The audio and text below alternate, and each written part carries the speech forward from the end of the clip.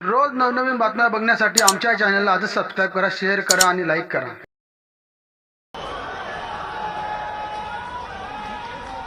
छत्रपती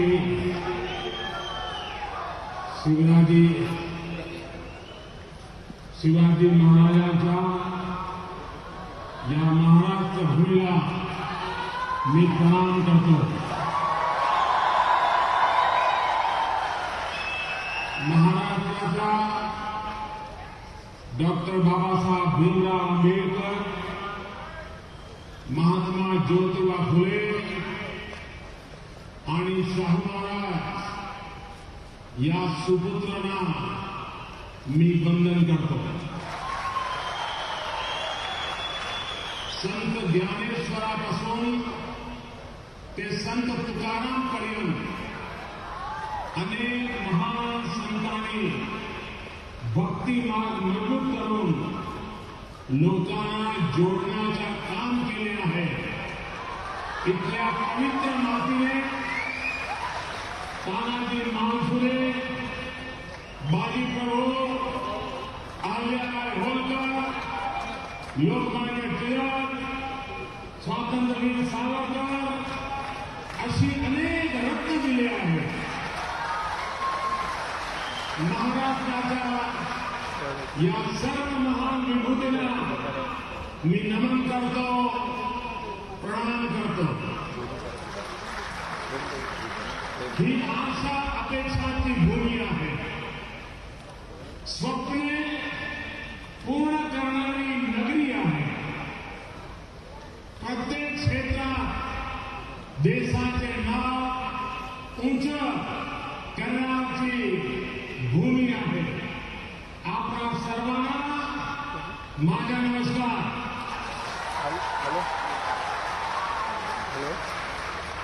मन पर विराजमान महाराष्ट्र के राज्यपाल क्लोज जाना पड़ेगा क्योंकि अपना वाइट श्री विद्यासागर राव जी, महाराष्ट्र के लोकप्रिय यशस्वी मुख्यमंत्री जनाब देवेंद्र फडणवीस जी,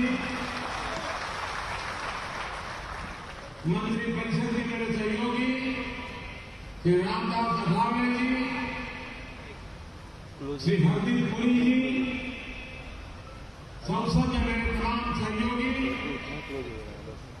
महाराष्ट्र के मंत्री और विधायकगण और भारी संख्या में पधारे मेरे प्यारे भाई और बहन. मुंबई और ठाणे देश का वो हिस्सा है जिसने देश के सपनों को साकार करने में मदद की. छोटे छोटे गांवों कस्बों से आए सामान्य लोगों ने यहां बड़ा नाम कमाया, गौरवान्वित किया.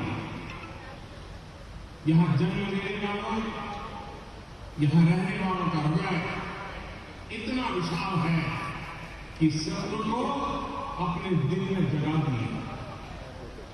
तभी तो यहां पूरे भारत की तस्वीर एक ही जगह दिखती है. जो भी यहां आते हैं वो मुंबई या रंग में रंग जाता है, मराठी परंपरा का हिस्सा हो जाता है. भाई और बहनों, आज मुंबई का विस्तार हो रहा है, चारों ओर विकास हो रहा है, लेकिन इसके साथ साथ यहां संसाधनों पर भी दबाव बढ़ रहा है. विशेष तौर पर यहां के ट्रांसपोर्ट सिस्टम, सड़क और रेल व्यवस्था पर इसका प्रभाव देखने को मिलता है. इसी को ध्यान में रखते हुए बीते 4-4.5 वर्षों में मुंबई और ठाणे समेत इससे सटे तमाम इलाकों में ट्रांसपोर्ट सिस्टम को बेहतर करने के लिए अनेक प्रयास किए गए. आज भी यहां जो 33,000 करोड़ रुपए से अधिक के प्रोजेक्ट का शिलान्यास किया गया है, उसमें 2 मेट्रो लाइन भी शामिल है. इसके अलावा ठाणे में 90,000 गरीब और मध्यम वर्ग के परिवारों के लिए अपने घरों के निर्माण से जुड़े प्रोजेक्ट की भी शुरुआत आज की गई है. साथियों, ट्रांसपोर्टेशन किसी भी शहर किसी भी देश के विकास की महत्वपूर्ण कड़ी होता है। भारत तो दुनिया के उन देशों में है जहां तेज गति से शहरीकरण हो रहा है। हाल में एक रिसर्च सामने आई है कि आने वाले दशक में दुनिया के टॉप 10 सबसे तेजी से विकसित होते शहरों में सारे 10 शहर भारत के शहर हैं। यानी देश जितनी तेजी से विकास की गति को पकड़ रहा है, उसका एक मजबूत हिस्सा हमारे शहर रहने वाले लोग हैं। मुंबई तो वैसे भी देश की आर्थिक गतिविधियों का सेंटर रहा और आने वाले समय में इसका और विस्तार होने वाला है। इसलिए केंद्र में भारतीय जनता पार्टी और एनडीए की सरकार बनी, तब हमने यहां के इंफ्रास्ट्रक्चर पर ध्यान दिया। मुंबई लोकल के लिए सैकड़ों करोड़ का आवंटन किया। यहां के पुराने रेलवे ब्रिजों का नवीनीकरण किया गया।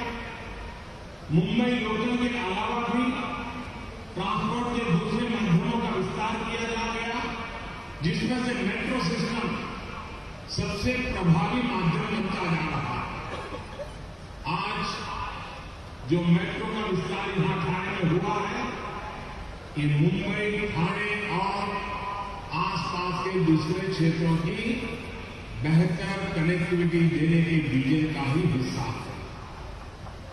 साथियों, मुंबई में पहली बार साल 2006 में मेट्रो की पहली परियोजना की शुरुआत की गई, लेकिन 8 साल तक क्या हुआ, कहां मामला अटक गया, बताना मुश्किल है।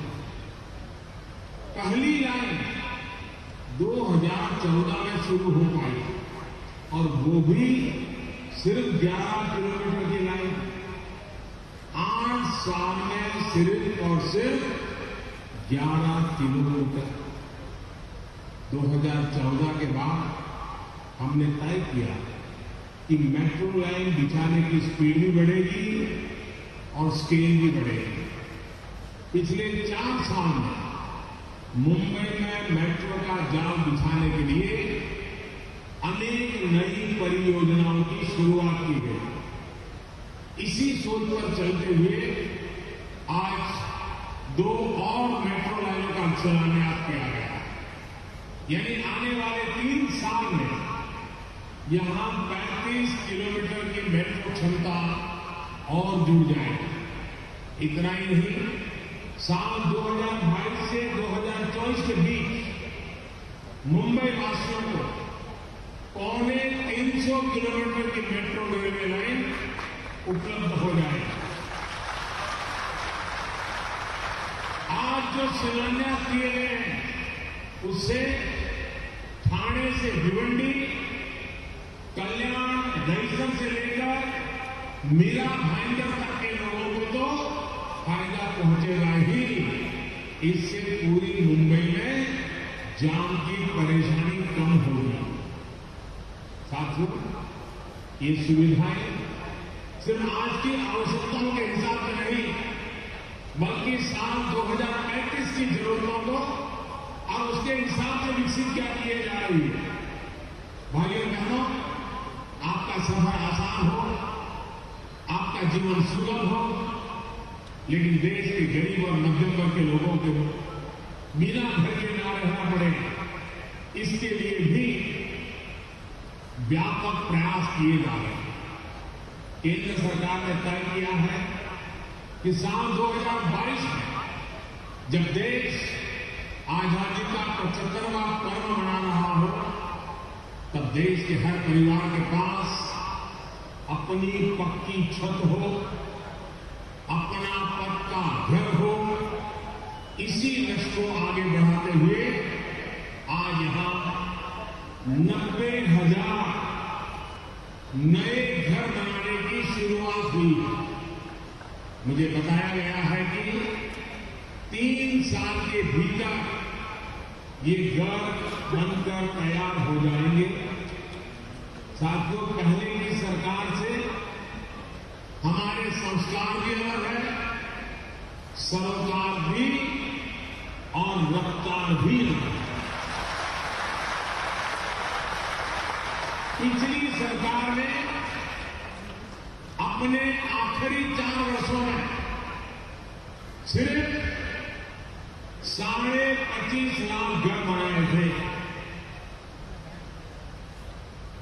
उनकी सरकार के लास्ट 4 ईयर में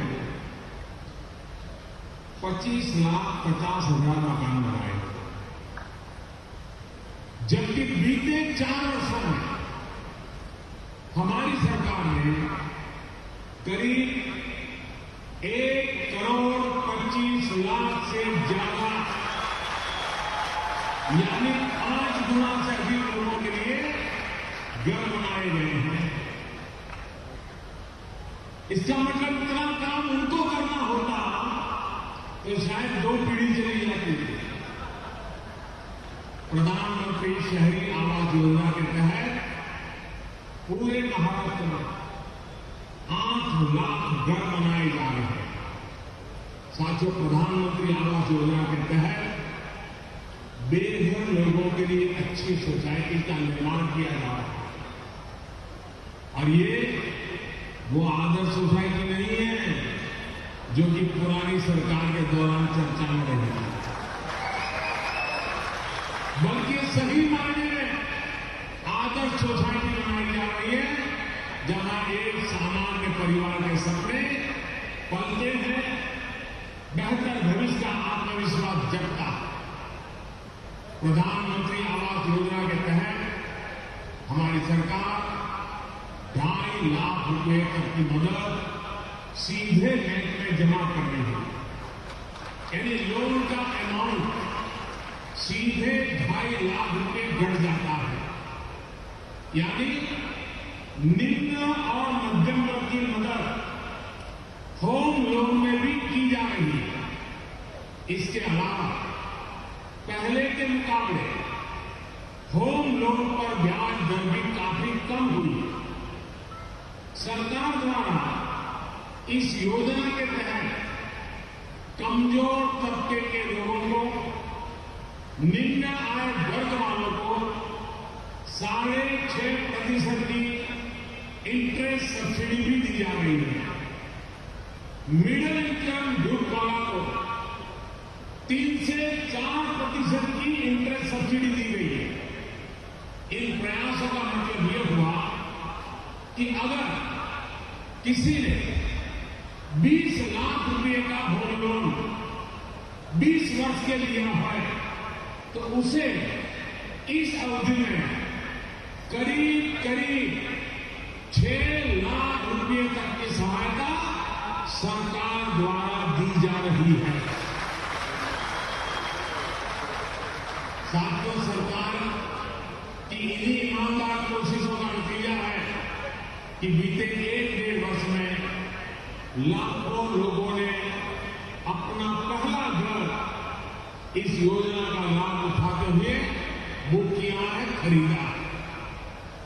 एक रिपोर्ट के मुताबिक बीते 7-8 महीने में नए घर खरीदने की रफ्तार पिछले वर्ष के मुकाबले 2 गुनी से भी ज्यादा अधिक हुई है। मुझे बताया गया है कि आज जो योजना शुरू हो रही है उसमें भी इस तरह के लोगों की मदद की जा रही है। महाराष्ट्र में 85,000 से ज्यादा लोगों को प्रधानमंत्री आवास योजना के तहत 2,000 करोड़ रुपए की मदद मिल चुकी है।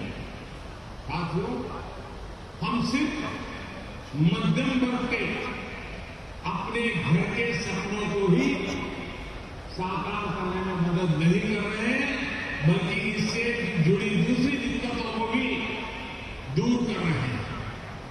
4 वर्ष पहले तक किस प्रकार की समस्याएं अपनी जीवन भर की कमाई से जुड़ के घर को पाने में होती थी, इससे आप भली भांति परिचित है। कुछ लोगों की मनमानी और गलत नियत के चलते कैसे वर्षों तक आपका घर फंस जाता था।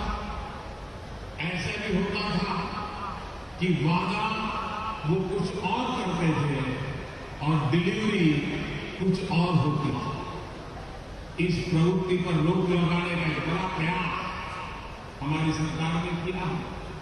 आज रियल एस्टेट रेगुलेटरी अथॉरिटी यानी रेरा देश के अधिकांश राज्यों में नोटिफाइड किया जा चुका है। 21 राज्यों में तो ट्रिब्यूनल भी काम कर रहे हैं। मैं फडणवीस जी को बधाई देता हूं क्योंकि महाराष्ट्र देश के उन राज्यों में है जिसने सबसे पहले रेरा को लागू किया है। देश भर के करीब 35,000 रियल एस्टेट प्रोजेक्ट्स और 27,000 रियल एस्टेट एजेंट्स इससे रजिस्टर हो चुके हैं। इसमें भी महाराष्ट्र के सबसे अधिक प्रोजेक्ट शामिल हैं।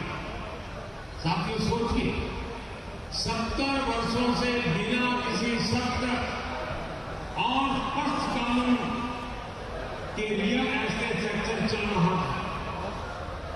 अगर पहले ही इस प्रकार का कानून सरकारें बना दी तो घर खरीदारों को अदालतों के चक्कर न लगाने पड़ते और रियल एस्टेट सेक्टर भी ईमानदारी के साथ खूब फलता फूलता। भाइयों बहनों, निम्न और मध्यम वर्ग का बिजली का बिल कैसे कम हो, सरकार इसके लिए भी निरंतर प्रयास कर रही है।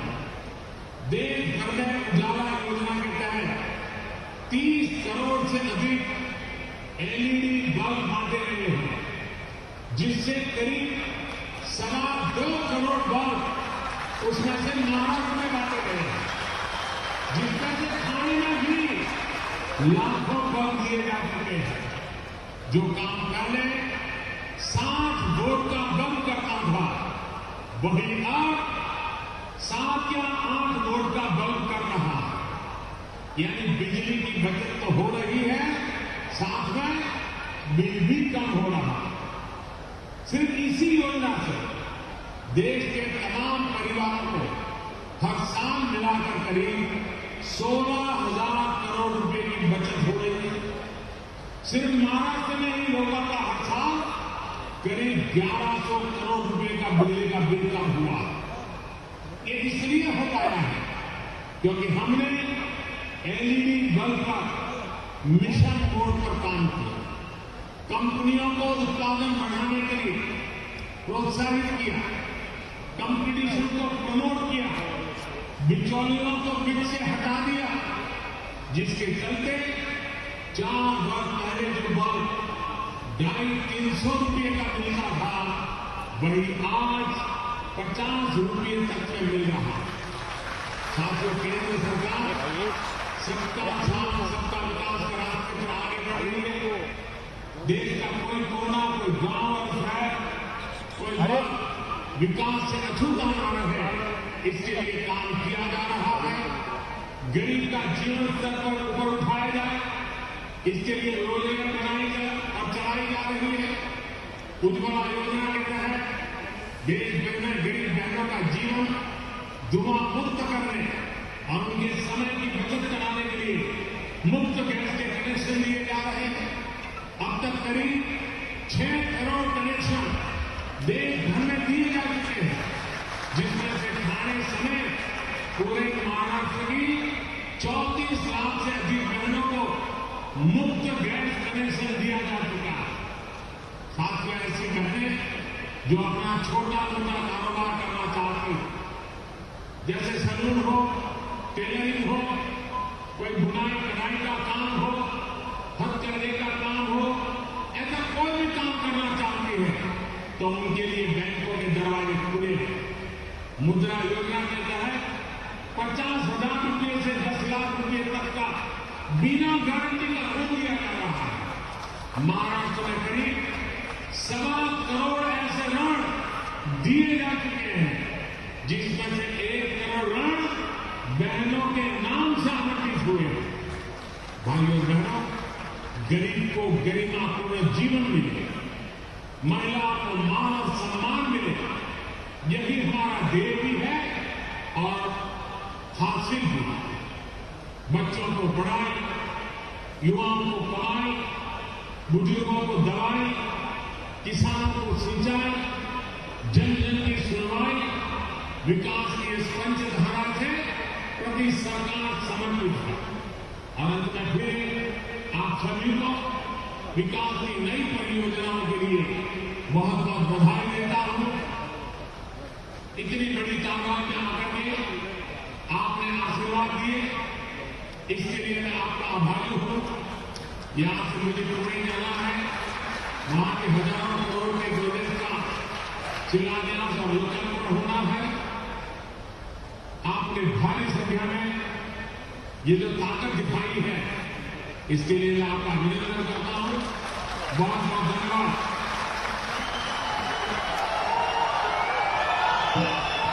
अपना विचार रखते लोगों को लाभदायी